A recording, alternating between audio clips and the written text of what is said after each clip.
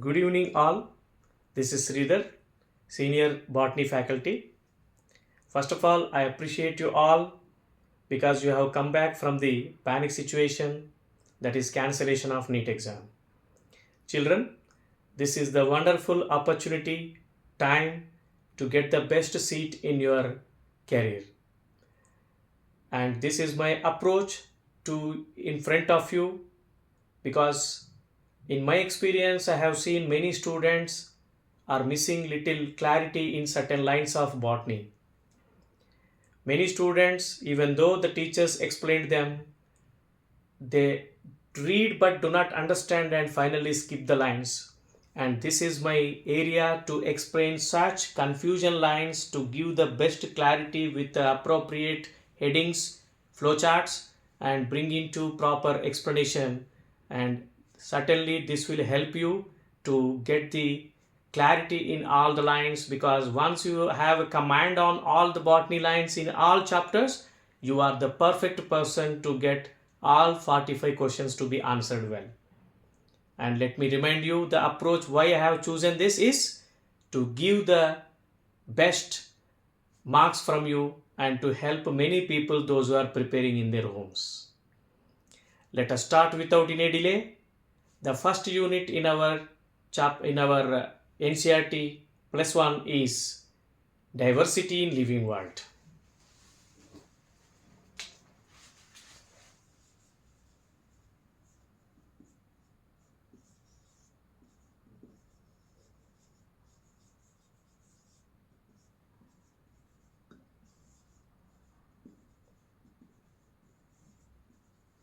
Children, if book is opened while attending this class and the lines what I bring into your notice, if you clearly understand, really you will be more dominant than earlier. So, in the very beginning para of this unit page, we have a word. The early man differentiated the inanimate and animate. So, with his passiveness, with his great observation, he could differentiate the inanimate and the animate. Later on, when science was absolutely developed well, the scientists or the people in those days had two approaches. First approach is anthropological approach. What is anthropology? The approach where a human is superior and other organisms are inferior. So, when people had such a science little knowledge, they started thinking that he was superior. Other organisms like plants, animals were inferior. And there is a line clearly mentioned in the line in the para, they got restricted knowledge. Really, because anthropological or anthroponic approach, they restricted their knowledge, but later on the approach was shifted to scientific and monument knowledge. This is the second approach where people thought that they are equal to all organisms in the world. Then they started understanding the differences, diversities, importance, significance of all organisms equal to them, and then they started explaining them in the identification, nomenclature and classification processes. There is important line, the biggest spin-off. Many students have asked me earlier this, and with the clarity let me explain you now. The biggest spin-off in the sense the biggest achievement. What is that line in NCERTs? There is a vertical similarity and horizontal similarity. What is vertical line? This is a vertical line. What is horizontal line? This is the horizontal line. Let us write a word above this, ancestor. And let us write here one more species. So, vertical similarity resemble nothing but it is carrying genetic material from the ancestor to the present species. I hope you know many of organisms are around us are milk giving mammals, and as per phylogeny, mammals are under one taxa, definitely are have been originated from same ancestor. This is called vertical similarity. What is horizontal similarity now? The horizontal similarity in the sense a human is equal to another human. So there is a missed line or missed word in this para is genetic material. So DNA is the genetic material, as you know, in all living Whittaker's 5 kingdom classifications, and here also the genetic material is DNA. So the biggest spin-off, nothing but the achievement of scientists earlier days is the carrying genetic material from the ancestor to the species and human to human. You can also describe this in a simple form that in the place of ancestors you write your parents, and here you, and here you and your sibling, brother or sister. So definitely carrying genetic material bring many similarities from parents, and parents to children is a vertical similarity, and sibling in the family sharing the horizontal similarity. So these are few confusing lines in the first para. Now let us start the chapter 1, the living world.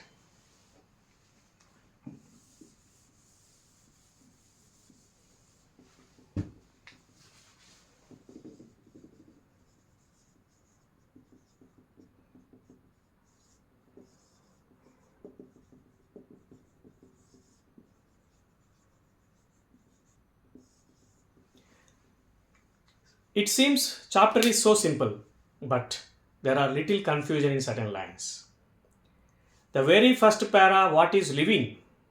Under what is living, many students have missed a content that which is actual growth called defining feature, which is the growth common feature. I just write on the board DF means defining feature and CF common feature. Children, what is defining feature here? Defining feature is the feature that is followed by 100% living organisms and never followed by non-living organism. So, what is common feature here? The common features are also followed by non-living things. So, let us write the first one, growth here. Growth in the non-living things mentioned in the book, accumulation of extrinsic matter. For example, when you go to a mountain that is in the Simla, Ooty, so there is ice mountain. Definitely the growth is observed because the ice is accumulated on the surface. The same mountain, if you visit in the summer days, definitely the diameter of the mountain due to the ice melt is gone less. So here when anything growth is here mentioned in the para is coming back is called extrinsic and it is reversible.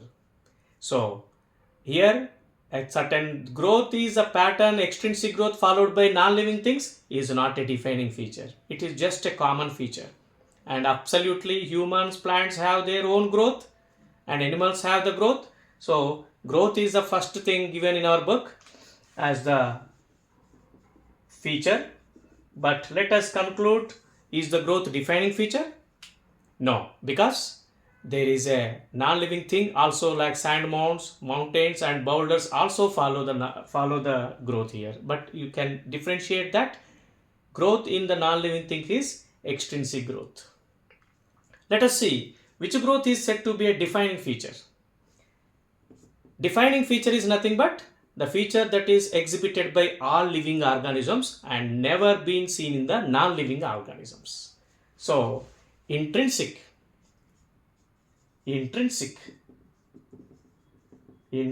growth. What is intrinsic growth? See, plants have meristematic tissue and always cell dividing, and humans have vegetative parts to be always mitotically divide and grow. So, growth is internal and added cells by the existed cells is called intrinsic growth. Here I have written very clearly, this is extrinsic growth and it is reversible. And intrinsic growth never been reversible. So, which is defining feature of growth in the living things is intrinsic growth. which is held inside the living body. Okay, so it is never been reversible, remember, and it is found clearly when you take the culturing cells in the test tube. You can observe very clearly mitotically how a plant cell is going to divide, how animal cell is going to divide, and you can count the number of cells within hour or day. Let us give a clarity in the reproduction para. So, is reproduction a defining feature or a common feature? It's a common feature.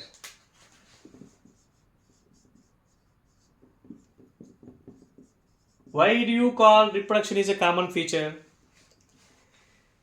As we have just now discussed, a feature that is found in the all living organisms is a defining feature, but certain living things are not following the reproduction. Due to certain reproductive problem, the sterile couple do not give birth, and mules and hennies, ligers and worker honeybees do not give birth to their young ones. So, as we have discussed, all living organisms should and must reproduce, then only it is coming under defining feature, defines the living nature. But certain living things are not following, absolutely non-living thing reproduce, as we know. And here, let us decide now the first important defining feature. Among these, growth, reproduction, metabolism, cellular organization, and the consciousness is metabolism.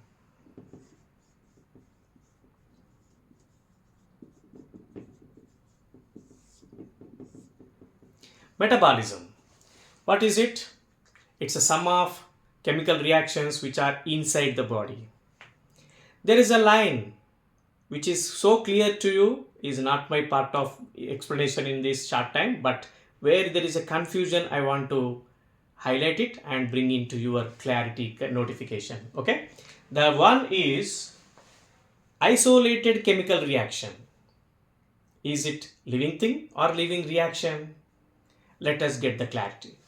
See, if you are a gynecology doctor and you are going to take the sperm from the father and the ovum from the mother, and you are going to fuse them in the test tube.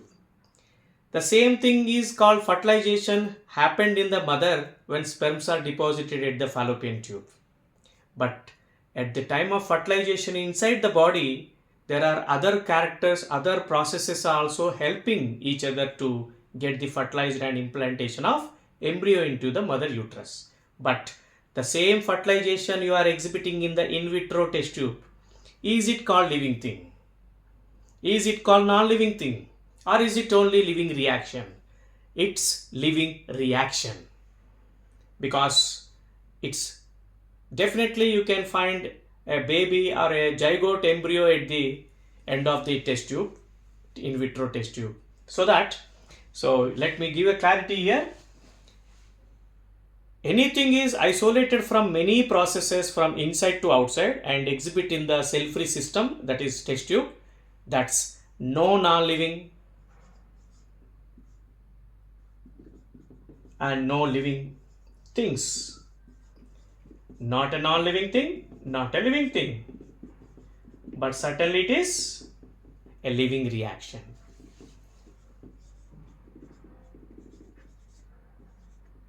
One living reaction is isolated and exhibited. Is it okay? Let me give you one more example. If you collect a human saliva from mouth and add starch powder, definitely the salivary amylase from saliva digest the starch powder. The same which is held inside the mouth, controlled by several processes, is called metabolism in each and every cell.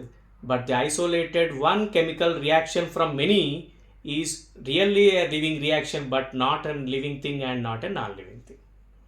Okay? And one more, next, consciousness. It's obvious and technical property of living things, and it is a defining feature.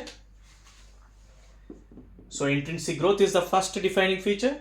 Metabolism or cellular organization is a defining feature, and the third one is consciousness.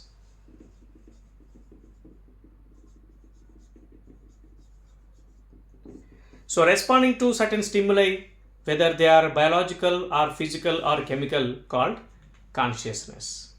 So animals have the sense organs to respond. Plants also respond to temperature, water and air. And the question is here, the confusing lines here. What about brain dead? Brain dead person is technically brain dead. He is a coma patient, technically brain dead, but really is not dead. There is a line question, paragraph question is mentioned in the book. Is he living or he is non-living? Children, he is technically brain dead because he has injured and he is under coma and his all systems are organized by machines in hospitals, but he is still alive. Technically brain dead, but he is alive. So, with the kind of all paras, growth, reproduction, metabolism and the consciousness, there is a very clear line defined in the last paras in the third page of the book chapter. You can see a living thing is a thing. It has all living characters such as growth, metabolism, reproduction, self-regulate, self-replicate and evolve. Okay, let us go to the next part of the chapter, diversity in living organisms. So around us there are hundreds of animals and plants, but that is not restricted our biosphere. Definitely when you explore to new place, when you see the areas, definitely you can find hundreds of new organisms. As per scientists, there are 30 million plus organisms in the world, but only the defined, only the explained, only the described organisms are 1.7 to 1.8 million species. Let us write it on the board.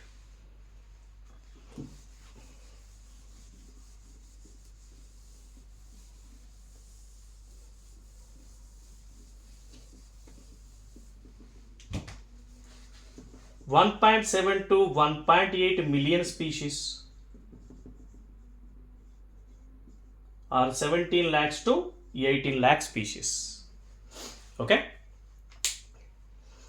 and all were given scientific names clearly because to avoid the confusion of local names. Remember, when you are a scientist and going to discover an organism, first, as you are a scientist and with your basic science, you need to identify that first. How do you identify certain living thing? Because it is a concrete object, you are going to touch it, you are going to observe the movement, or you are going to feel the sense, or you are going to find the life in the plant or animal. And your first process in this way of giving nomenclature is characterization. Unless you know what is it, how do you go and identify and give the name? So that's why characterization, whether is it plant or animal discovered by you. And second is identification, and then you are going to arrange it in particular place. That's our topic, taxonomy. And finally, by following the ICBN or ICZN rules, you are going to give Latin name nomenclature to the organism discovered by you. So this is the order of the processes of the taxonomy that you are going to follow. So scientific name is a systematic name, is a universally same name to every organism. And while scientists coin the term, scientific names definitely follow the Latin language and ICBN rules. Everyone is familiar with the binomial nomenclature. It was first discovered by the scientist Carolus Linnaeus. The genus starts with the capital and the species starts with the small letter. Underlining time you need to, writing time you need to underline, and definitely publishing book time, the font should be in italics. Italics font is slightly curved than the normal, and the italics font explains the organism name is in Latinized. Scientist who described it, name should be added to the end after the species in an abbreviated, and many students have a confusion that should we underline this scientist name, or is the scientific name also printed in italics? No.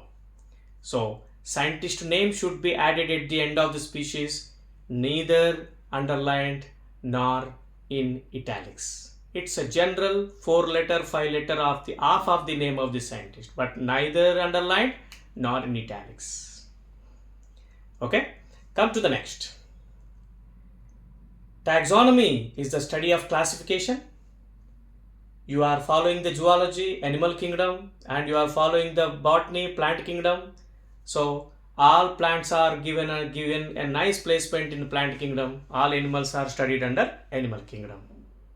Correct? So taxonomy is a scientific process to give proper placement to the concrete organism, what you see, what you touch, organisms in perfect respective places.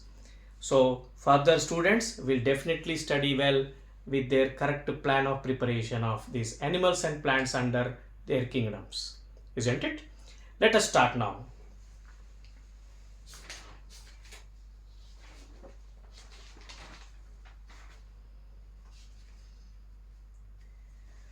So very first we can discuss what is the basis of the form of modern taxonomy. What is the basis of the form of modern taxonomy?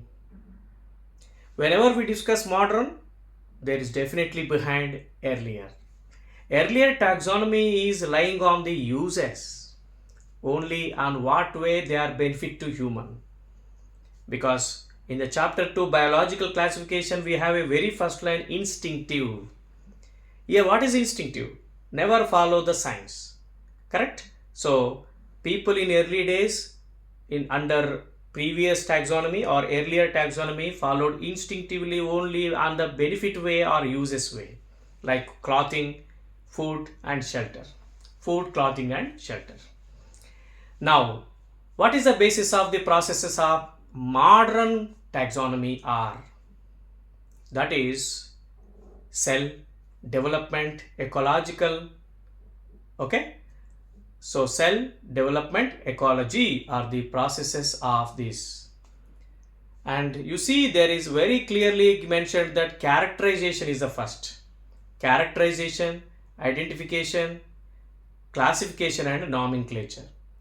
These are the steps of the taxonomy, and taxonomists always have a zeal to divide the organisms on these 4 steps process. What is the first one? Characterization.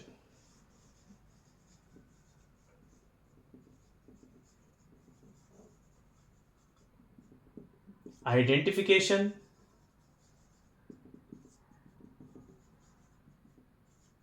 classification and nomenclature.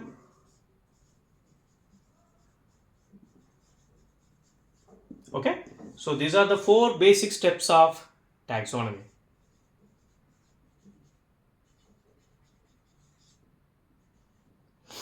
Isn't it? So, but you may get a question that what is a drawback of taxonomy compared to systematics is. Let me write a very clear clarity. What is taxonomy here and how is it compared to systematics? Both are absolutely same, but systematics include taxonomy plus evolution. So whatever you follow the cell, development, ecology, in addition to them compulsory follow the phylogeny, evolution here.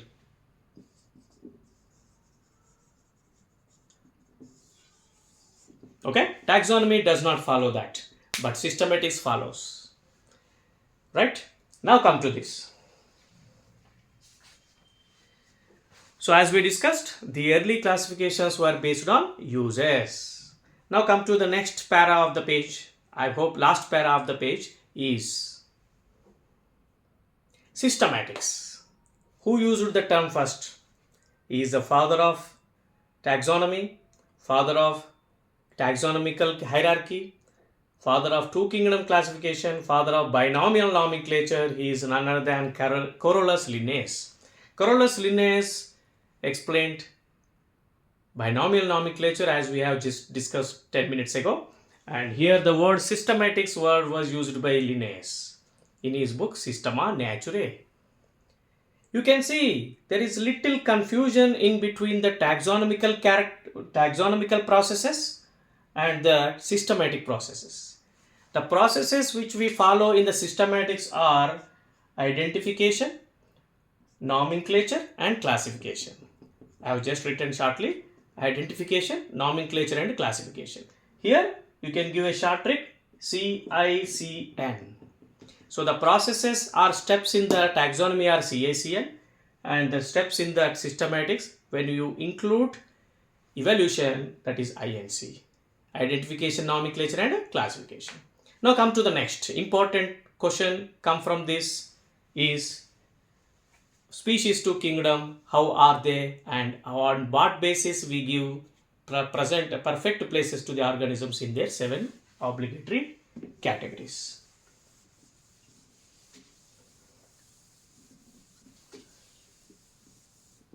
As you know, species word was used by a scientist John Ray, and the origin of species maintained single-handedly by our scientist name and picture was given in front of the unit is Ernst Mayr. What's the definition was given by Ernst Mayr? Ernst Mayr is the 20th Charles Darwin, 20th century Darwin, and his awards you need to once you have a revision. And the description, the definition of the origin of species given by him is the organisms which interbreed themselves and give birth to the same kind of offspring. And in many books that is clearly mentioned that the definition given on origin of species by Ernst Mayr is isolated by reproduction. Remember, reproductive isolation. Reproductive isolation.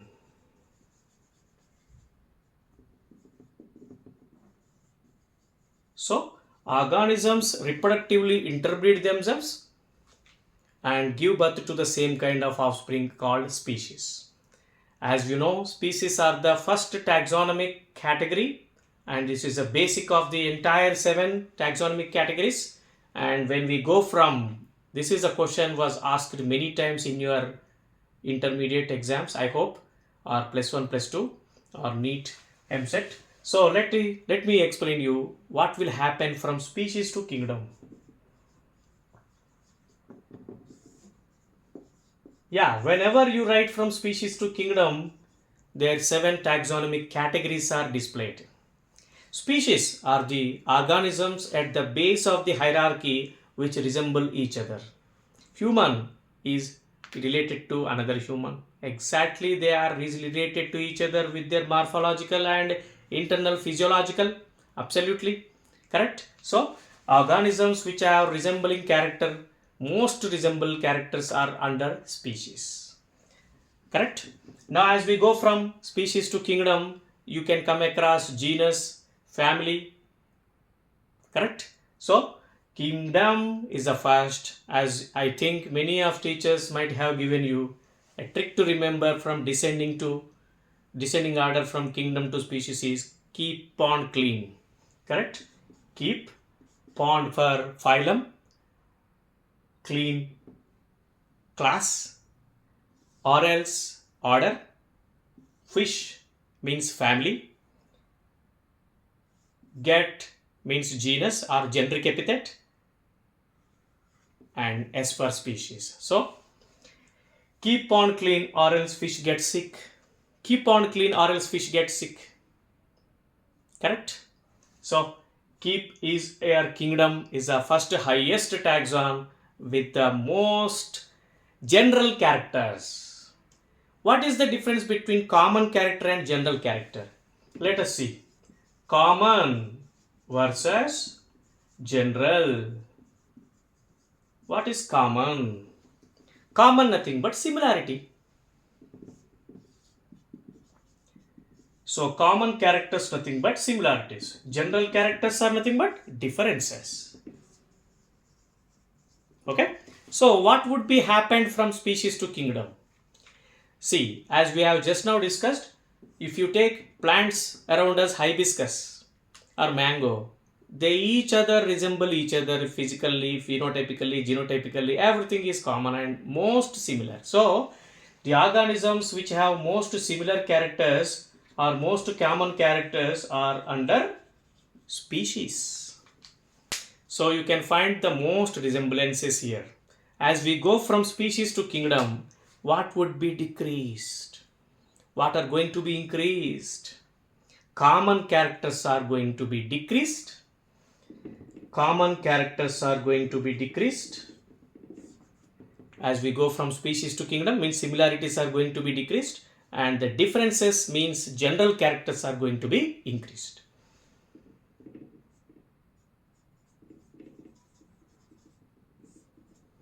Okay, see the line mentioned in the book, kingdom.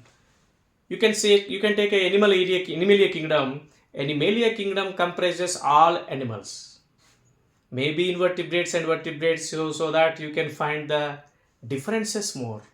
So lower the taxa means species, genus, family, up to family order. If you see, the characters are similar, most similar, few similar, but finally similar. But as we go from species to kingdom, more generalization.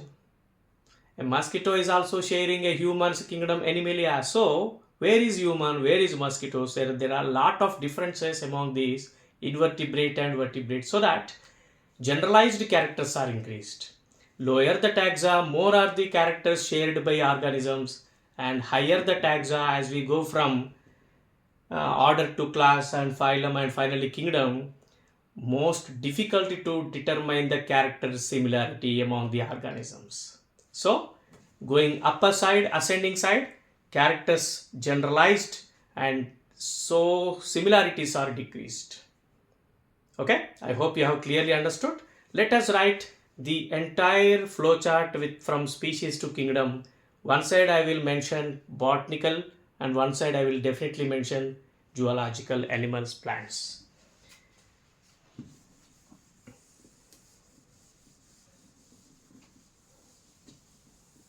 First we start with the nigrum, tuberosum, melangina. What do you call these three?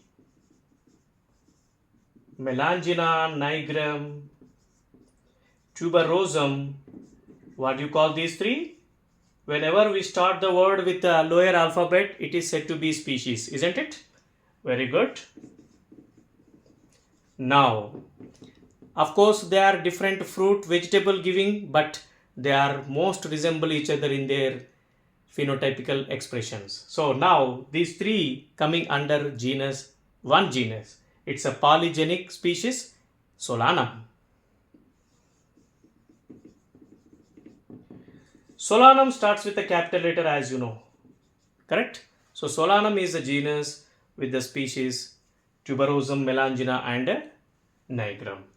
Okay? And now come to one more, another species of the same family, Solanaceae. Let me write the family name first. Family is Solanaceae. There is a question you have observed in the recent cancelled exam. It's about Solanaceae question. So, Melangina, Nigrum, Tuberosum, and you can also mention Stromanium. What is Stromanium? Which plant species is that? Datura.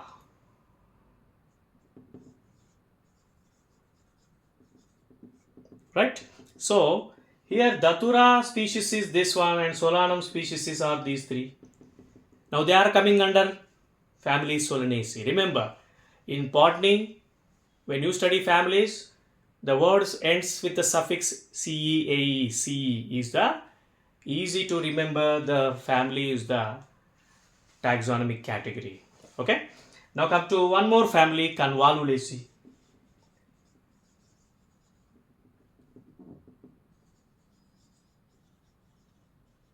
It's Hypomia sweet potato family.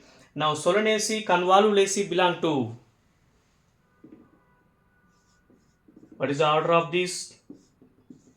Yeah, these two belong to order Polemoniales. You may get a number of questions from now in these revision days. On what basis you are giving the family? On what characteristics you arrange family? Family is characterized by both vegetative and reproductive. Whenever you study family in the next pages of morphology, first heading is vegetative characters under the floral diagram, isn't it?